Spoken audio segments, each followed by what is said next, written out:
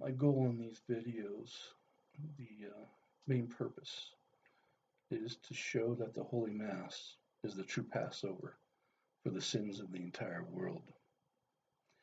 With this understanding, you can see why Satan planted weeds in the wheat in the kingdom of heaven that will be there until the very last day. Satan's greatest goal is to keep people from this understanding of the Holy Mass. And he has created many deceptions and many preconceptions across time. Now, we touched on those preconceptions, and I want to refresh your memory just a little bit before we move on. At first, I talked about the intent of the heart.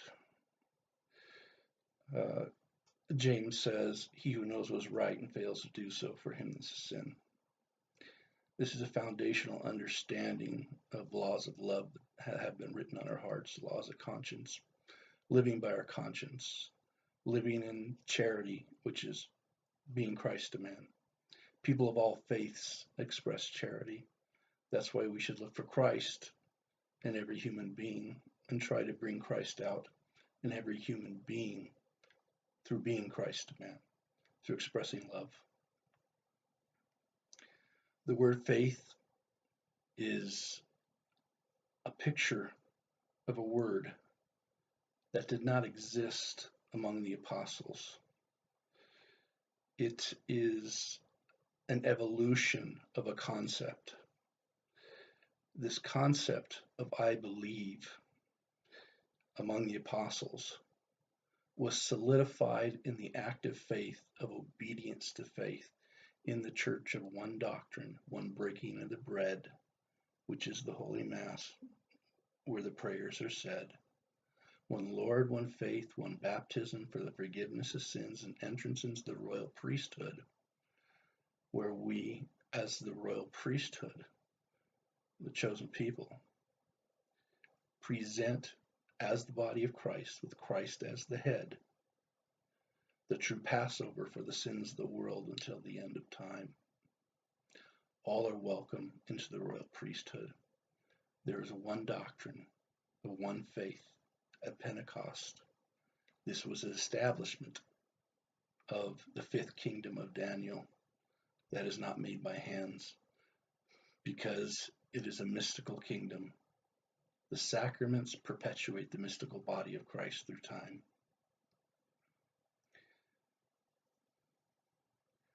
We understand that faith means to commit, to be beloved, to covenant in God.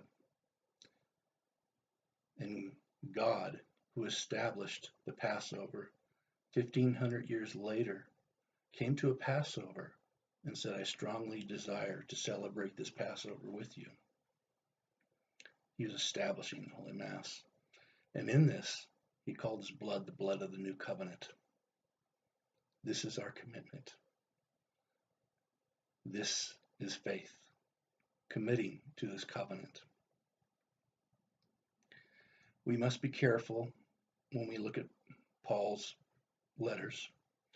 Peter even said that Paul's letters are hard to understand and can lead to the destruction of the unlearned and unwise. Therefore, we can see, even in Peter's day, the apostles' day, people are having problems with Paul's letters because Paul was a Pharisee. He spoke in the language of the Mosaic law. Now, we understood in the last video that the curse of the law is not the Ten Commandments, which have been raised to love. And denying those laws is basically infidelity to our spouse, because we're going against our very conscience that he talks to us through. But the second legislation of the law, second legislation came when the Israelites worshipped the golden calf, and therefore God, as being the strict schoolmaster at the time, because he was dealing with hardened hearts, gave the second legislation, the law. Well, through Christ, the second legislation was nailed to the cross. and the laws have been written on our hearts.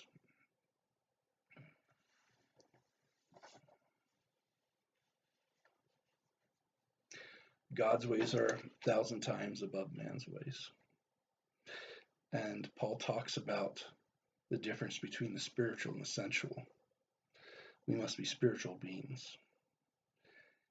In Hebrews 9, Paul starts to describe the meeting tent. And then he says, of this is not now needful to explain in detail.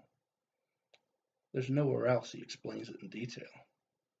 If he did, if the people of the time who were not in the church came to the conclusion that the church understood that the meeting tent held the mystery of salvation of Christ through the church, it would create great difficulties. And this is one of the reasons why so many things are kept sacred, and why Paul says, hold fast to the traditions oral and written. Why John says, there are things I need to explain, but not by paper and pen, but when we meet, so that your joy may be complete. Why Christ says, do not give what is holy to the dogs. Christ is not calling people dogs. He's referring to two major things. One, what was sacred and placed on the altar and eaten by the priests was not to be given by the dogs. So it was to be eaten by the priests. You are a royal priesthood, and it is to be sacred within the church. In one of the earliest documents of the church called the Didache, it's written between 70 and 90 AD. It explains that no one is to receive the Eucharist until they're first baptized into the church, because Christ says, do not give what is holy to the dogs. I think that's enough for now. God bless.